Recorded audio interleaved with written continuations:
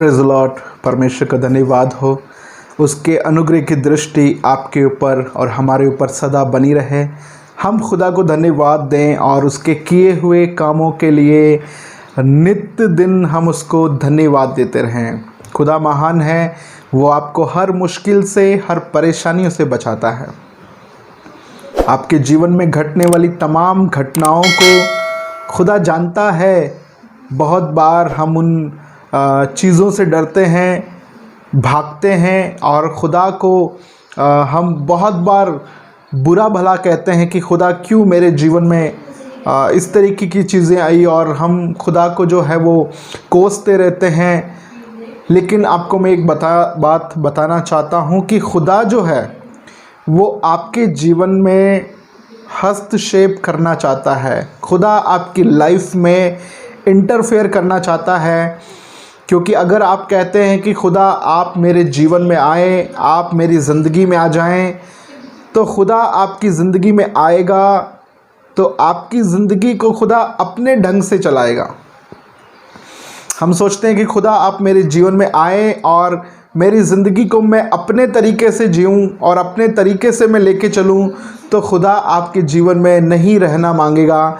खुदा चाहता है कि आपका जीवन खुदा की मर्ज़ी में चले। इसके लिए आपको अपने दिमाग को इस्तेमाल करने की ज़रूरत नहीं है, क्योंकि एक वचन बहुत अच्छा रीति से हमें समझाता है। नीति वचन उसका 3 अध्याय और 5 वचन, यहाँ पे बहुत सुंदर तरीके से राजा सुलेमान लिखते हैं। और हम देखते हैं कि जो राजा सुलेमान है वो दुनिया के सबसे बुद्धिमान मनुष्य थे। दुनिया के सबसे बुद्धिमान मनुष्य थे, और दुनिया का सबसे बुद्धिमान मनुष्य जो कि एक राजा है, वो ये लिखता है, तू अपनी समझ का सहारा ना लेना, वरन संपूर्ण मन से यहोवा पर भरोसा रखना। बुद्धिमान मनुष्य कह रहा है कि अपनी बुद्धि पर भरोसा मत करना। क्यों? क्योंकि आपके विश्वास की लाइफ के लिए, आपके विश्वासी जीवन के लिए आपको बुद्धि की ज़रूरत नहीं है, आपको परमेश्वर के आत्मा की ज़रूरत है।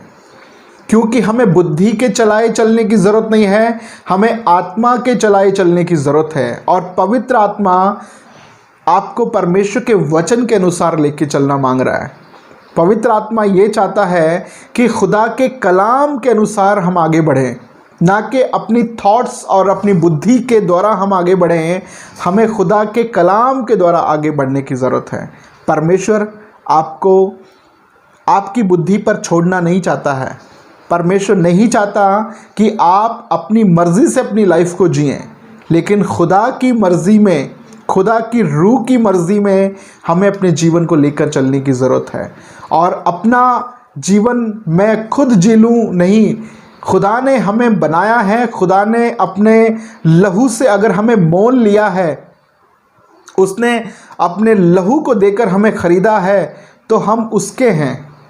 और जैसे वो चाहता है कि हम उसकी मर्ज़ी में जिएं, तो उसकी मर्ज़ी में हमें जीने की ज़रूरत है। आप अपनी बुद्धि का सहारा ना लें। अपनी बुद्धि का सहारा लेना है तो इस बात के लिए लेना है कि मुझे खुदा के भय को मानते हुए इस संसार में कैसे जीवन जीना है।